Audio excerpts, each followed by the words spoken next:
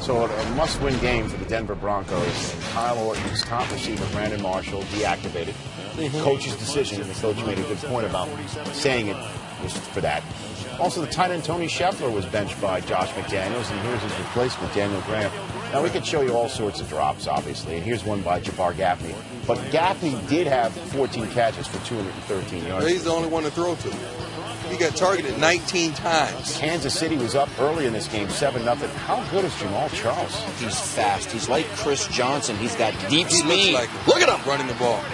He does, doesn't he? He does. He's He has the same quick. stride, and he's really patient. He had a day. That's a 52-yard run, zigzagging his way to the Denver 35, and then tips Tim Castile. He's thrown back to. Oh, no. Oh, he just put this in the play bag. Just call a punt. Was that a punt? At least they got it on film. For what? To never use again? Wow.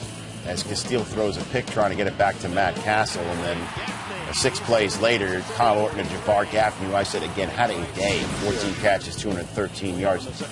Second quarter now, still down 7-0. Orton to Gaffney in the end zone. Brandon Carr had a rough day covering Gaffney. That's pass interference. Face guard, can't do that. And then 3 plays later, Noshawn ties the game at 7. Quite a rookie year for this kid. We're tied at 10 at half. Let's go to the third quarter. Chiefs, clearly at this point it was obvious they showed up. Right. Certainly when Jamal Charles is running like this, and Robert Ayers was probably frustrated with this guy running around the field all day. Oh, that's frustration. That's silent frustration. You bench some of your best 2 offensive players. You think that's what it's about? I think that's what Jamal it is. Charles is running all over No, the place? that's what it is. They're mad. They're upset. Bobby Wade draws a flag. Ty Law called for holding on Bobby Wade. Yeah, he's got him. That's got a good defensive play. Got him. Good defensive play. 2 plays later, here comes that man Jamal Charles again. I'm waiting to reveal his stats. He's got more left in this highlight. Chiefs are up 17-10. Back come the Broncos. Brandon Lloyd, everybody. He's open. He makes the catch. 44 yards down to the 5. It was all hands on deck with Brandon Marshall, and Eddie Royal was out too. 2 plays later, Noshawn again. Well, what's this celebration? They rehearsed that. That was choreographed. Let's practice. Next Broncos possession after the Chiefs get a field goal.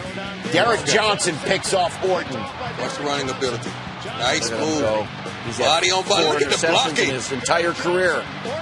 The Texas Longhorn makes it a 10-point Chiefs lead with 5 minutes to go in the third quarter. Chiefs get the ball back. Matt Castle gives it right back to Ty Law. Oh, boy. Oh, savvy veteran.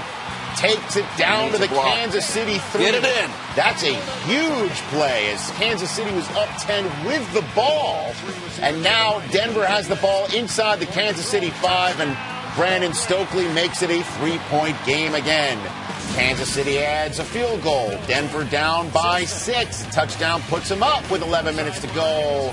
Brandon Lloyd to the Chiefs 39. Throw and catch. Orton this was is a 32 of 56 for 431 yards, but Derek Johnson bags him again for another pick 6. Hold it up. Linebackers don't hold it up. Me too. Second interception for touchdown. That ties an NFL record by Johnson, and then Jamal Charles puts the final nail in the Broncos' coffin. 259 yards rushing, a single-game Chiefs record for Charles, and that's the way the Broncos, once upon a time at 6-0, become the third team to ever start that way in the NFL since the merger, and then miss the playoffs. And it all happens in a week where Josh McDaniels raised a few eyebrows and got some spotlights cast on him for deactivating his star receiver.